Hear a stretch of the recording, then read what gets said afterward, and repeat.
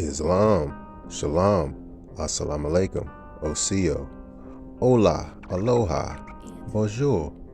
This is your brother Tarik Bey, Indigenous American Moor, coming to you live and in full effect. Thank you for joining me. Please like, share, subscribe to my channel, leave a comment, interact with my content. Hit that notification bell if you want to be notified whenever I'm dropping new content. Thank you, I appreciate it very much. Peace and love to all the Muslims all over the world and all the other nationalities that tune in. I really appreciate your viewership and supporting me. Let's jump back into Black's Law Dictionary, 4th edition.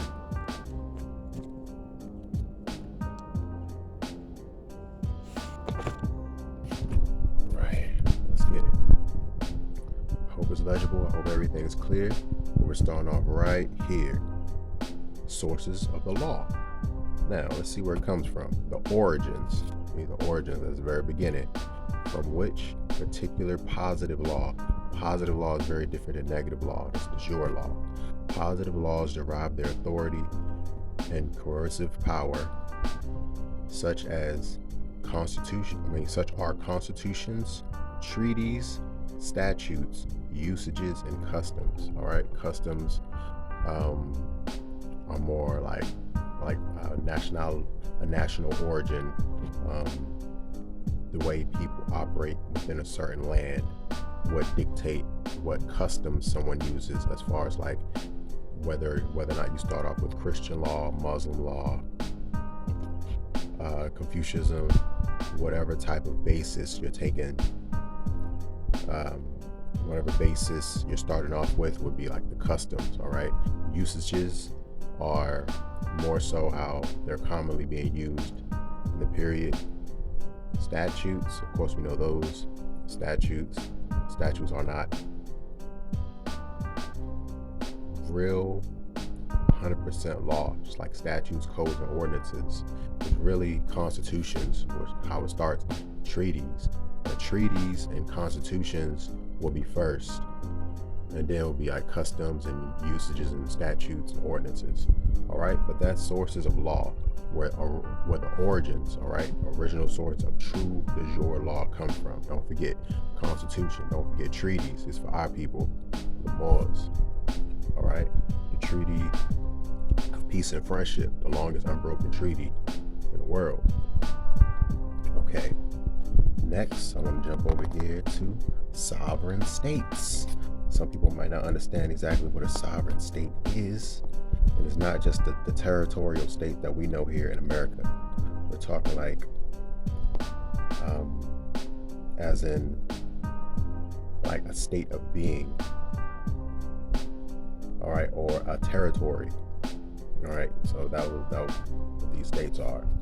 Because of course these states are territories, which each had their own separate government before being inducted into the Union States.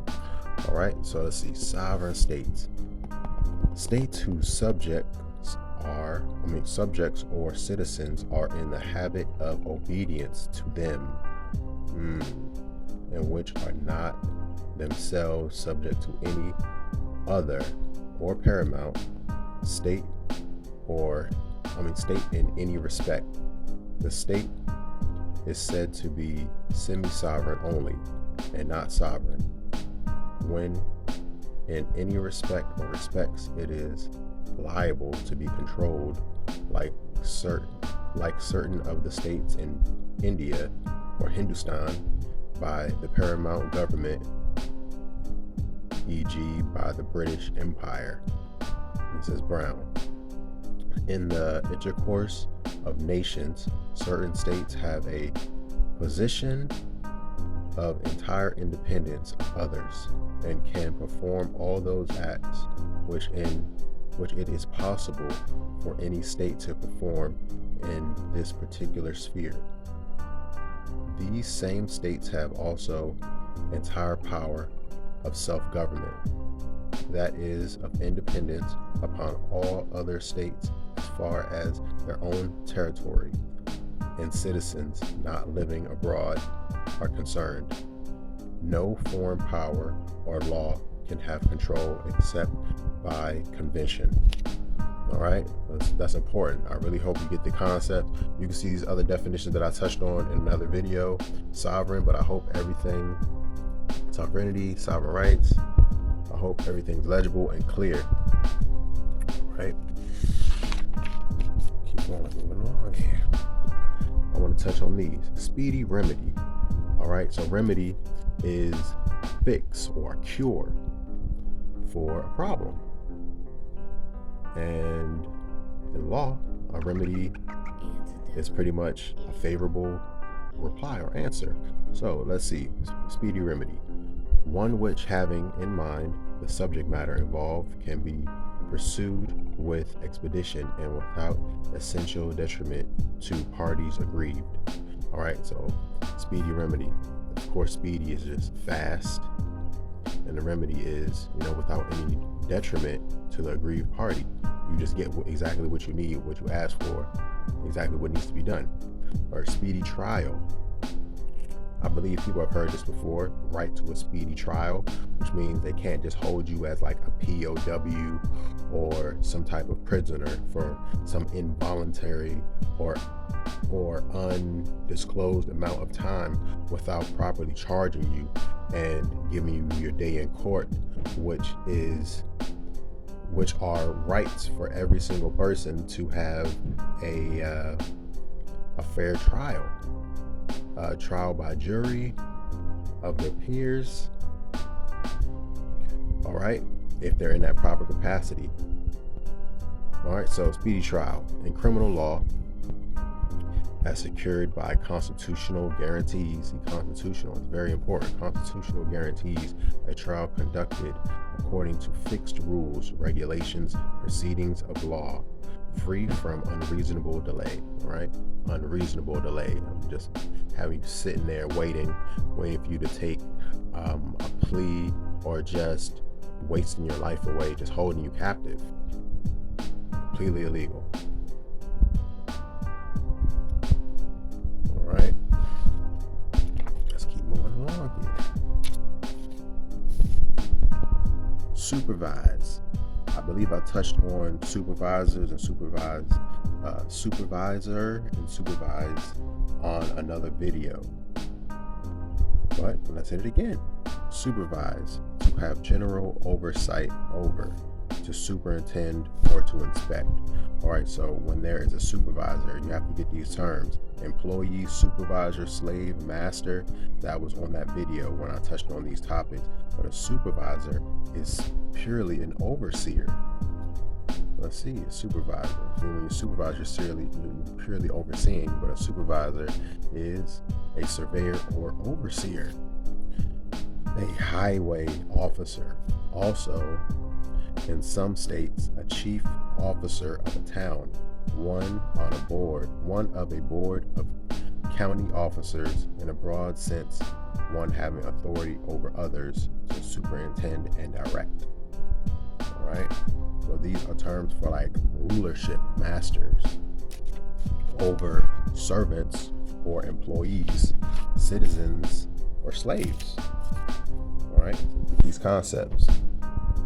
I hope it's all making sense. I wanted to touch on supplemental affidavits. I love putting information out about affidavits because they just like to call them statements, but affidavits are very powerful. It's right here. The unrebuttal affidavit stands as truth. And commercial law apply. Learn to play the game. You have to utilize affidavits, truth and fact on the record, for the record. All right, so it says an affidavit made in addition to a previous one in order to supply some deficiency in it. So pretty much this is just a touch-up. Say you forgot to add something to a previous affidavit, the first or second affidavit of truth or fact that you may have filed to said court venue. This one is one that you would just file right after if it was something that was left out or some new information came available. You can add that in there just to go right along with it, just an additive. All right, supplemental. All right, I wanted to touch on suppress. Exactly what is suppress. to put a stop to a thing actually existing, to prohibit, put down, to prevent, to subdue, or end by force. All right, so this can be used in a military sense. This can be used in a legal sense as stopping something, stopping a motion or action or something like that. It can be a motion to suppress. Or when you think of, in a military sense, the militiamen had to suppress the foreign invaders. All right, I mean, they had to put them down, they had to prevent them, they had to subdue them by force. All right, so that's what suppress is in a legal sense. All right, let's keep moving. I want to touch on surcharge. All right, we got the noun version and the verb version. Surcharge, an overcharge, an exaction imposed or encumbrance beyond what is just and right, or beyond one's authority or power. Surcharge may mean a second or further mortgage. And when you look into the actual definition of mortgage, when you look into the definition of words, the etymology of words, where they come from, you know, mortgage is just a dead pledge. But they attach those to so-called homes and houses.